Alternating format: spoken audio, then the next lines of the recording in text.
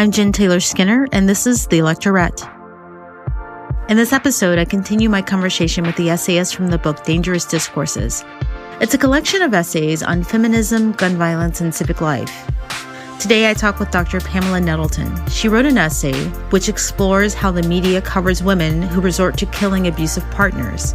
Today, we discuss domestic violence in a broader context, including how media outlets cover domestic violence in ways that perpetuate the cycle. We also talk about how our entire social system burdens women in domestic violence situations. So here's my conversation with Dr. Pamela Nettleton. Dr. Pamela Nettleton, welcome to the podcast. Thank you. It's nice to be here. So you wrote an essay, which is a part of the collection from Discourses, and it's about media coverage and magazine coverage of women who kill their abusers. And I was reading through one of your essays, and I was kind of stunned by the numbers comparing violent crimes committed by men in comparison to violent crimes committed by women. One of the statistics that stood out to me was that 1 in 4 women have either been beaten or killed by their partners. Is that? No, that's true. It's a really ugly statistic, and it usually gets a good gasp in a college classroom. It's hard to believe that, particularly if you are young enough that you haven't been out in the world for very long yet. The statistics are brutal. The CDC, National Crime Statistics, and various government and private commissions on intimate partner violence tell us, first of all, that if a woman is beaten or killed, it is almost always who she lies down next to, always boyfriend or husband. The stranger danger is not really so accurate for women. If you're going to be beaten or murdered, it's going to be somebody you know. And nearly 1 in 4 women, sometimes it's 1 in 4, sometimes it's 1 in 3 point something, are beaten or killed by an intimate partner. Beaten can be maybe a one-time occurrence, or it can be a chronic pattern that escalates and results too often in death. And the suspicion is that number is low, because most victims of domestic violence, we guess from what domestic violence victims say, do not report it. Another very troubling statistic, and this drives my research, is that intimate partner who is doing the violence is overwhelmingly likely to be male. Men commit 100% of the rapes, 92% of the physical assaults, 97% of stalking against women, and against other men. Men are perpetrating 70% of the rapes, 86% of the physical assaults, 65% stalking. So what we get out of this is that we have got a culture that supports male violence, and something is amiss there. Women are measurably less violent than men. I am not saying women are not violent. I'm not a sociologist. I'm not the person who did these studies. But, women are more than half the population and yet commit fewer than 15% of the homicides. Right. So the one-time occurrence that you mentioned, that must be an anomaly. Typically these situations are pretty chronic, right? I don't know that would be true. Relationships are sticky wickets, yeah. And there are probably a number of people who might stop and think, I don't know, did I cross the line once, or was that really too much? Was that push in the kitchen? Was that, firm grabbing my shoulders? Was that time that we got so mad that, that kind of thing? Sure, that might be once or twice. But I think it can be dangerous to think that it's always some other guy who looks really creepy, and you can tell just by looking at him he's an abuser and nobody else is doing it. Domestic abuse, intimate partner violence happens on all socioeconomic levels, all ethnicities, all ages. It can be anybody. It can be anybody. So relationships are fraught with, I don't want to say peril. I want to say with situations where the emotions can run high, right, and people can skate close to the edge of this. But I think what we know about batterers and what we know about the women they hit and why men hit is still limited, and partly because we've always been asking the wrong question. We ask, why does she stay? We don't ask, why is he hitting her? And so the slow turn of focus onto what's going on with men that makes them violent and that makes them violent toward women, and what social and cultural structures are in place that let that happen. These questions really need to be asked asked more often and asked in deeper ways. And we haven't got a big body of work about that yet. Right. So that brings in the media's role in this whole picture, right? Because you write a lot about the media's coverage of women in domestic violence situations.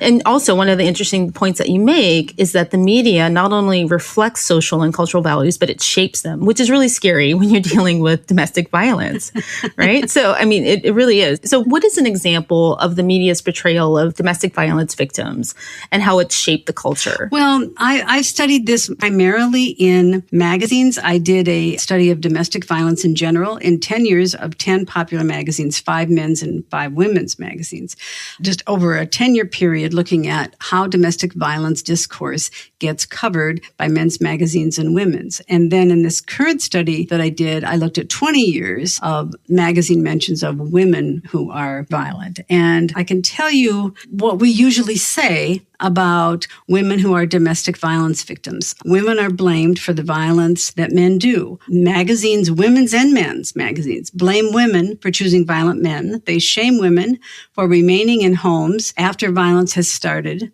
which is, this one is particularly distressing because what other crime is there where we hold the victim responsible for picking up and moving away from it? If you are robbed, you're supposed to pack up your belongings, change your name, get a different job, and move across the country. It's not sensible. We should be going in there and taking the violent offender out, but we don't. We ask the woman, the victim, to please rearrange her entire life. And, I understand why women don't leave. They've got children, the kids are in school, they've got a job, they have a life. Why would that be the logical response? It shouldn't be. That's a response of a woman that tells us the culture and society is not supporting her. We do not protect women and children from this sort of thing. So we do not see magazine coverage that advises men in how to not hit women. In fact, I recently just pitched a story to a men's magazine saying, how about I write you a little piece about how to not hit a woman? But it's completely uncommon. But all the time, women's magazines have stories about how to not get hit, how to know if he's going to hit you, which, by the way, would be impossible, or maybe law enforcement would be doing that. Police do not expect themselves to have ESP about who might kill somebody someday or who might rob someone, yet women are supposed to have magical antennae that just tell us these things. It's, when you look at it, ridiculous. And the biggest effort to prevent, and I'm putting that in quotes, violence is that we raise money for shelters. Now, shelters are places that women and children, wonderful work, we need them, but it's a short-term fix. It's a place where women and kids can go when they need a night or two. They just have got to get out. They've got to run. That doesn't stop any man from hitting anybody. It might delay what's going on. It might really annoy him. It might put some distance between them, but that's it. That's it. There's no problem that's been solved there. 2 wonderful scholars, Nancy Burns and Jackson Katz, who are eloquent on this front that we de-gender the problem. We pretend nobody's doing it. We talk about violence against women as if it just sort of happened when you walked down the street, it fell on your head. No one is doing it. We don't talk about violent men. We talk about violence against women. What a weird thing to twist it that way.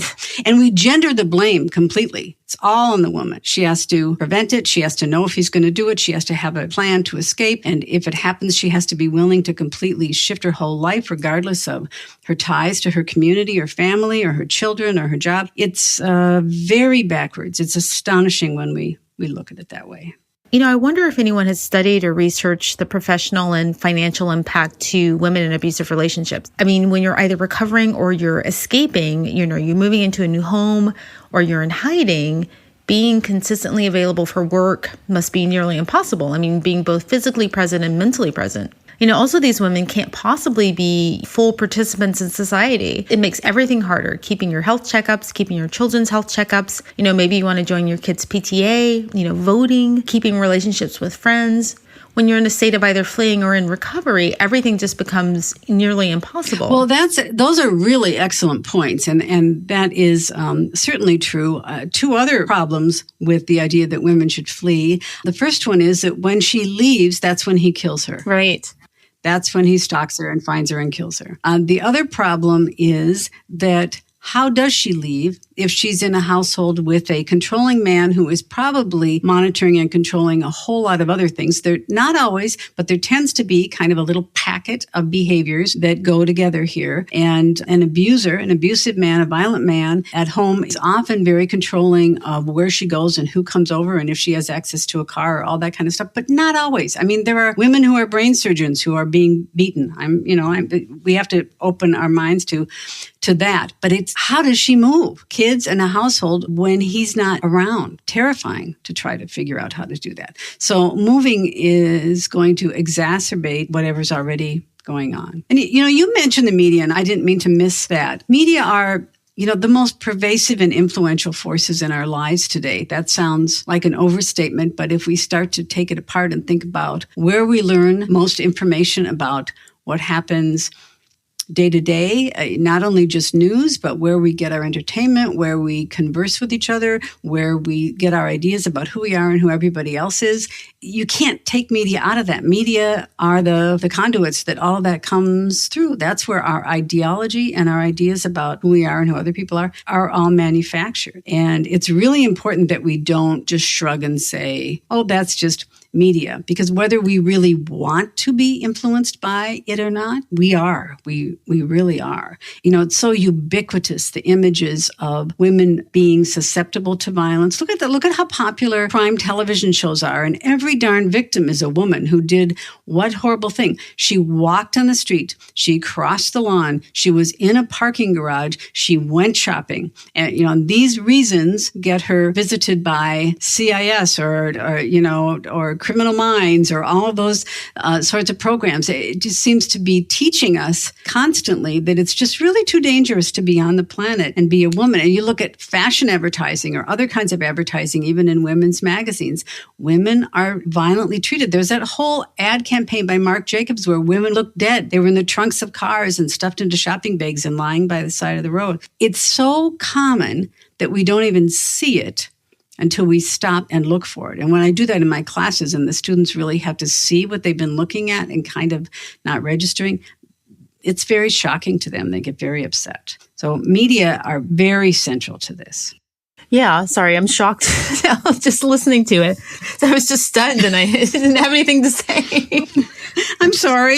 This isn't always a really cheerful topic, is it? I'm sorry. I don't mean to make light of it. It's, all of the images that I've absorbed as a consumer of this content, they went through my head and it's really disturbing. And then those shows, sadly, I think they're pretty popular with women. It isn't. That's kind of the proper place for women socially, is to be the victim. And that is, I think, one reason why looking at women who kill their abusers is such a rarely done thing so far, that we're used to the idea of women being fragile or women being the victim, but she killed him. That's kind of a shocking statement. That's just not the way that we think about gender relationships in this country. It's not the way we think about women. We just don't think of women as having the physical power or even the violent nature to do that. Yeah, so I guess just jumping ahead a bit, because you talk about that in your essay, Lady Killers, and about how there's really scant research around women who kill, especially women who kill their abusers. So what are some of the ways that the media portrays women who kill? I know obviously it's gendered, but they kind of sexualize women.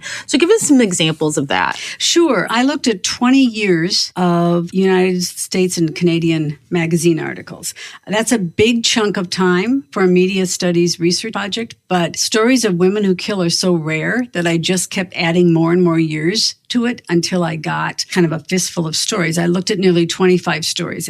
That's just a little over one story a year in 2 countries. In my other studies, I found that, over a 10-year period, you might just get 100 articles about domestic violence. It's not a tremendously discussed topic. So when we talk about women who have killed, and what I studied here, I was looking for women who killed the men who abused them. There's a real specific narrative that just keeps coming up over and over again. And this is what it looks like. This is what's typical. She's characterized as being docile and baffled and definitely victimized and traumatized ahead of the murder. The story will go into great and gory detail about how she was beaten or tortured or tormented, the whole love story with this guy, and then how it degraded. And I actually can notice that it's almost as if her body's being put on display. A great deal of talk, almost sexualized, about where her bruises were and how she was damaged by this guy and whether it included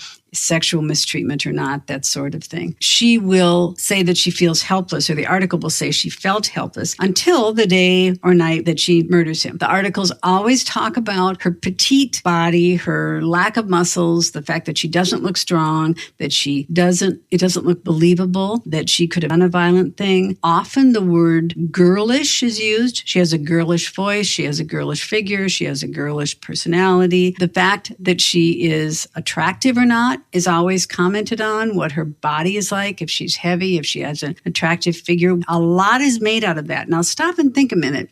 When's the last time you read a story about a male killer where we're doing that?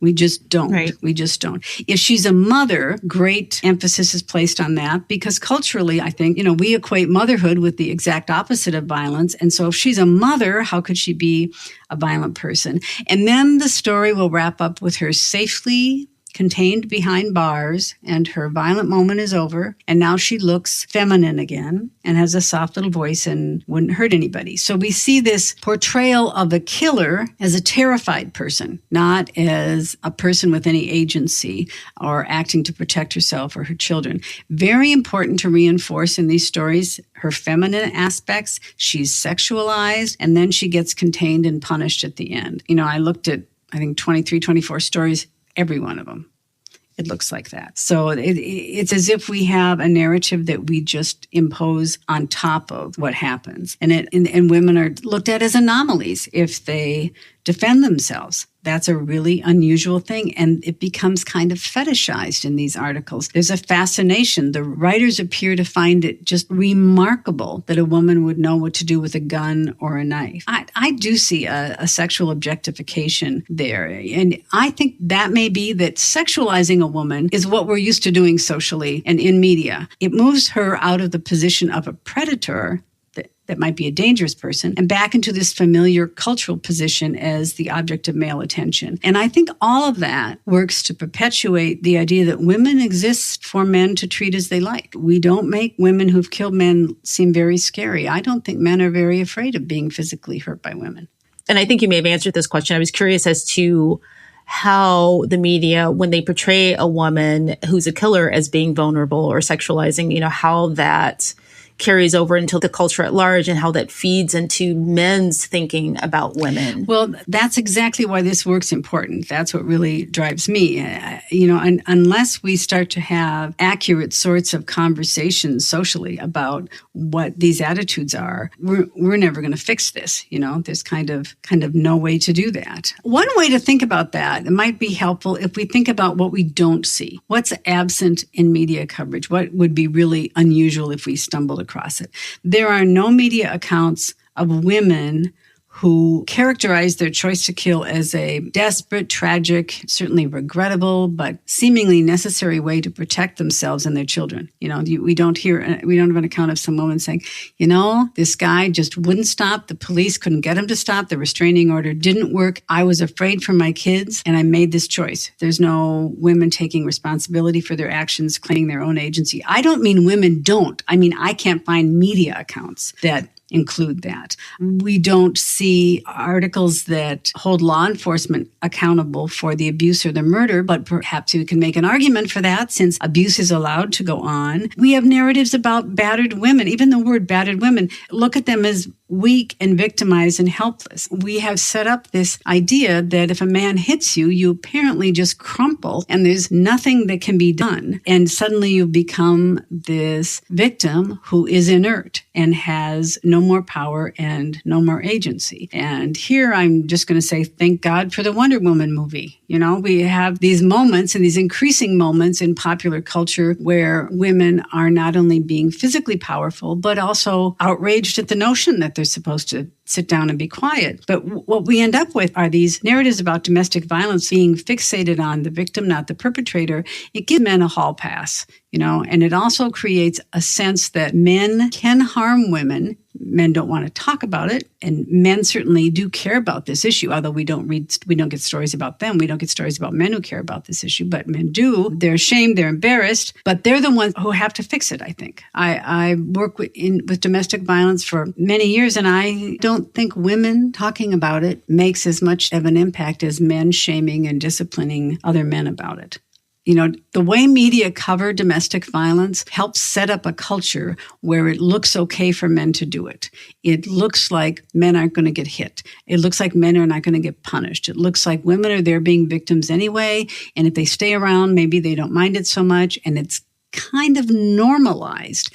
And the damage that it causes, the amount of money it costs in terms of medical expenses and missed work, and, we could go on with that. That's all minimized and put to the side by the way that media covers this. It reifies, certainly, gendered and patriarchal cultural structures. It absolutely tells men, not that all men want to do this, I'm clear about that, but it conveys a message that there's a male role here that is very different than the female role, and men are not held responsible in media, not always held responsible in a courtroom. There seems to be a message that they can do with what they like, or at least what some men who are violent men like to do. That you're right. And I think one of the things that you mentioned in the essay is that women who do strike back find themselves in prison. Does that also feed into the message that women are not, they may be a threat in the moment, but they're not a long-term threat? As soon as they take out their abuser, they're locked away and society is safe again from this rabid woman. And now she's, been culled. Right. Oh, that's a good way to put it. We can't know how many women killers aren't caught or aren't tried. I mean, there could be women who are successful at this, and it's a really creepy thing to even talk about. But there may be women who do this and are not caught. We have to admit that. There'd be no way for us to know that. But what is in media coverage of this is she does it and she calls the police and reports herself, or she does it and 10 minutes later she's in a cop car, or she does it and the trial is imminent. There doesn't seem to be a big manhunt. She isn't on the run. That kind of stuff does not attach itself to this narrative. And what we also know is an incredibly high percentage of the women who are in prison for something. If women are in prison for murder, 90% of them were battered by the people they killed. That's who women kill. They kill the person who's beating them up. This episode is brought to you by Shopify. Upgrade your business with Shopify, home of the #1 checkout on the planet. Shop Pay boosts conversions up to 50%, meaning fewer carts going abandoned and more sales going cha-ching. So if you're into growing your business, get a commerce platform that's ready to sell wherever your customers are. Visit Shopify.com to upgrade your selling today.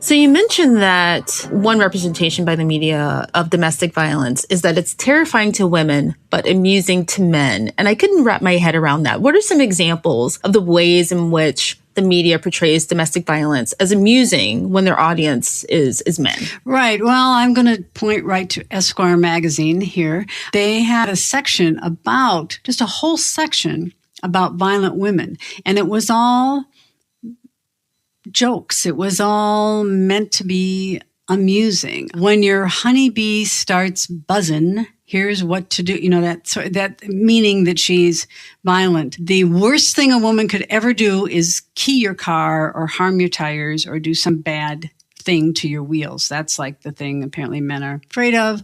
If you have a violent girlfriend, where you should hide the knives in the kitchen. I mean, this stuff was just all strung together as kind of this smirky, funny thing. That certainly some women are violent to some men, but the statistics as we have them right now, this is just infinitesimal compared to male violence against women. And male violence against women results in death.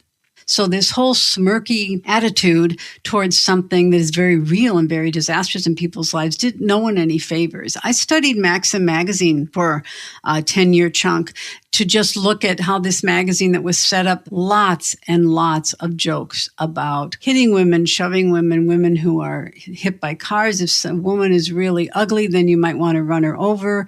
If she's in your way at the ATM, you shove her out. Good grief. Yeah, it did not put me in a good mood to be in the catacombs of a library, paging through maxims for 10 years worth of issues. I got good and cranky about that.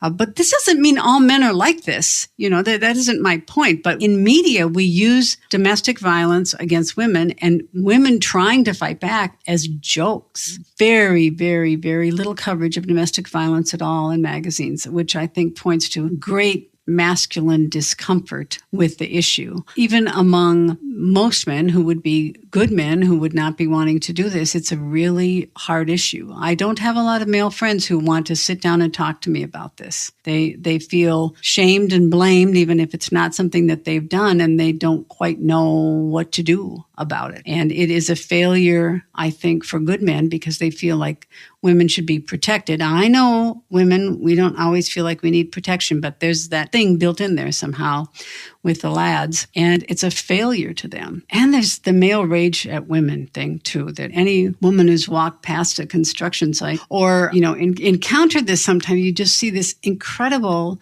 not in every man, I don't mean this in every man, I just mean that women know. And we've all encountered this, where sometimes you find yourself in a situation where you become aware that some men are really angry at women. And even the anger can feel like a violent thing. Yeah. So yes, male magazines make jokes about it. Just looking at some of these headlines in men's magazines, she done it.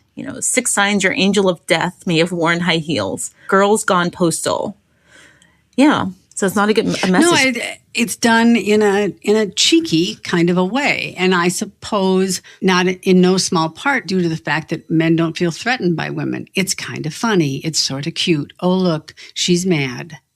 And the danger or threat that women pose to men just isn't seen as a physical one. And that may be part of why it can be sometimes difficult to garner a lot of male empathy for how dangerous relationships can sometimes be for a woman. A man thinks, well, I wonder if she'll go out with me. And a woman thinks, will he kill me?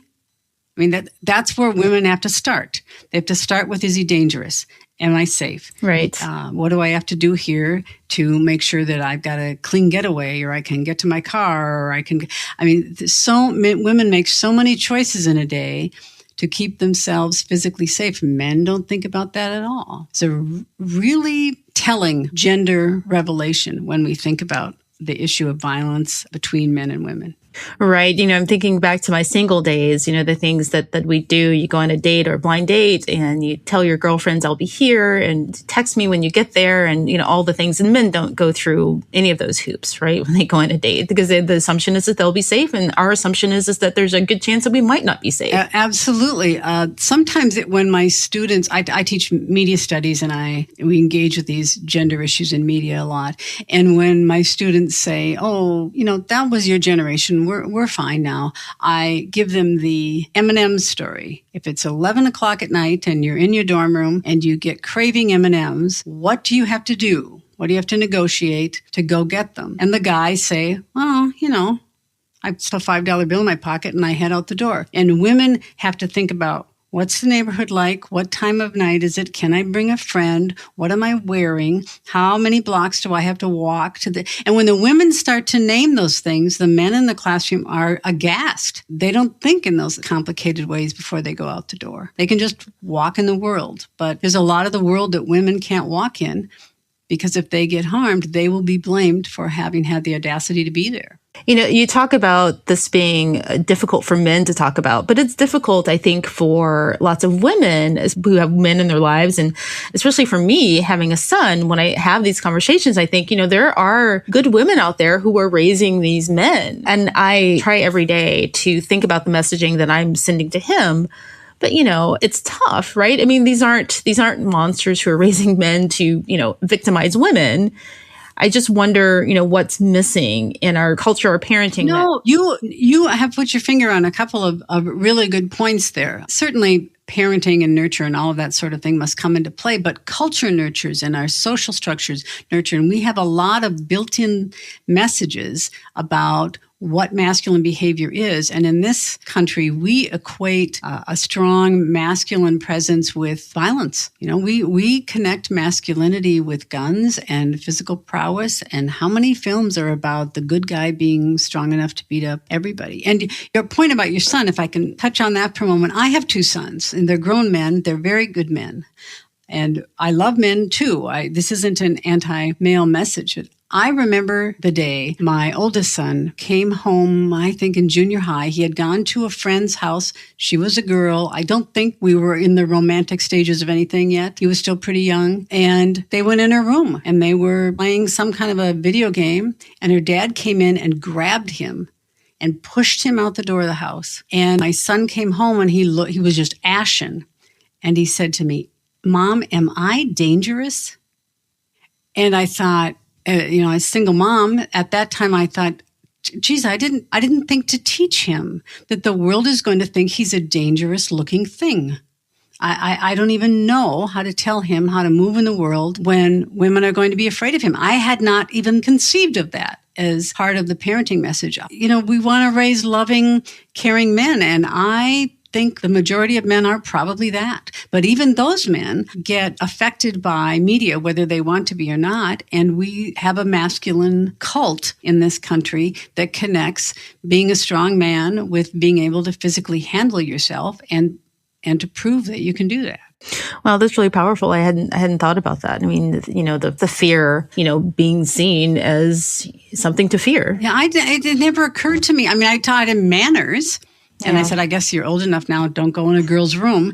But I had never thought to sit down and say, now, when a woman sees you, she's going to cross the street. And that's because she thinks you might hit her, kill her, rape her, abduct her. So just keep walking. I mean, really, I just hadn't wrapped my head around these kind of pressures and expectations that are placed on men and the ways that they have to navigate that. But we have to start thinking about that and addressing that in our media as well as other cultural and social ways, or this will never get turned around. Is part of the reason for the messaging to women, the messaging to leave or to flee their abusers, is it due to the need for immediacy? The fact that their lives could be at stake or their children's lives could be at stake? Or is it problematic because there isn't a counter message directed at men? But I don't think it does work, because that's when he finds her and kills her. Where is she going to go? She goes to her family. He knows how to get to them. He will track her. He will find her. He will cut off her money. He will, even a very self-sufficient and independent woman who has an excellent job is going to be at that job in the morning. And we have ugly stories about workplaces being shot up and people being killed because we've got a disgruntled ex or an unhappy stalker. Right. It is not safe to leave. It would be safe to have somebody come into the house and take the violent person away. But we just don't want to wrap our heads around that. There's an old, a wonderful Golda Meir story about a rapist being active in Jerusalem, and there was a meeting of the city leaders, and they were going to impose a curfew for women. And Golda Meir said, "Oh no, the curfew is for men." Right. Look at how we don't think like that. We do not think to hold accountable the people doing the thing. We just try to move the victim away. Go ahead and swing your fist, and we'll just try to not be at the end of it. It's set up to fail. Can't possibly work to look at the problem that way. So I want to shift a bit from media treatment and talk about how women are treated in the legal system when they fight back or when they kill their abusers.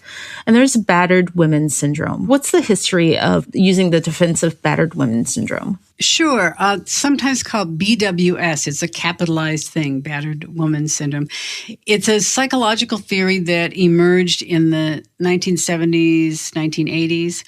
And it is describing how a woman who kills her abuser or pushes back physically is thinking and behaving. And it's a legal defense as well. All 50 states allow this as a viable argument in murder trials. And it even has been applied retroactively for people who were convicted before this was widely accepted. So the way it works is it recognizes the fact that women fight back differently than do many men. When you're roughly evenly matched physically, as men might be, fighting back in the moment, that's what self-defense looks like. If you're physically outstripped, fighting back at the moment of attack can get you killed and is unlikely to stop the violence. So women wait until he's drunk or asleep or otherwise incapacitated, and they attack when they are less likely to die trying. And battered woman syndrome says this is not revenge. This is still strategic self-defense. But it's controversial. It positions the woman who's killing as being temporarily mentally ill, which from a certain perspective, kind of robs her of her righteous agency here.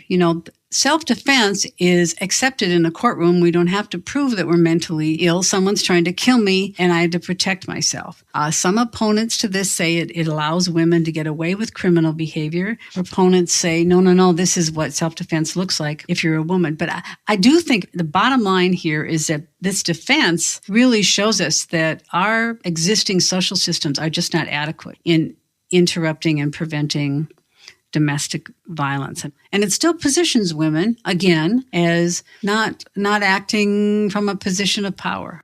So I want to ask you a bit about the women's movement that we're in right now. There's lots of energy right now around women, following the 2016 election and the Women's March. And do you think that we're in a position right now to pressure the media to have better messaging around women in relation to domestic violence in the same way that people are starting to think about messaging around women politicians? Oh, I think so. I think maybe this will be the piece of social justice work that Harvey Weinstein does in his life. The Me Too hashtag certainly give me some encouragement because it brings into public conversation how common all manner of gender discrimination and also sexual exploitation, man after man has been surprised by it. In fact, I've gotten a little cranky about the number of men on Facebook who feel the need to mansplain to women that, men sometimes are harassed too. And I don't know, mansplaining to me is at some very gateway level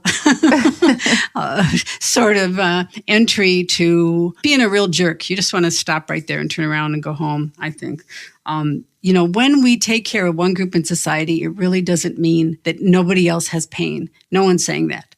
Men have pain too. Absolutely. Life is tough for men as well, yes. And yet, if a woman is going to have a traumatic injury or be killed, it's going to be a man. It's going to be the man who says he loves her. That's a fact, and that's hard to look at. And something's really rotten at the core of that. And we have to grow up and be responsible and attend to it. Right. Well, thank goodness for the word mansplaining. I was thinking about that the other day. So glad that someone introduced that into our vernacular, right? We need that. We do need that. It's useful. In the early days of the second wave women's movement, there was a thing called a Ms. Clunk, where we would catch ourselves saying something sexist and go, whoa, I didn't even, wow. And so I think mansplaining is great. It's kind of gentle, but you can use that word and a good guy will go, geez, I did, didn't I? I didn't mean to do that. And it's in these little micro adjustments where I think we're going to be able to turn a really important corner. And the more light shown on this, the more we talk and just say out loud that sometimes men in a position of power can abuse it in ways that are really harmful to women. And let's just look at it. Let's out that. Let's get out there how often this stuff happens. It's not rare. It is not rare. It is not rare. That alone gives me a lot of hope that we're just talking about that we're recognizing that. Well, Dr. Pamela Nettleton, thank you so much for talking to me today. It's been a really great conversation and really important for me. Oh, well, thank you. It's something that I think it's really important all of us talk about. So thanks for airing this.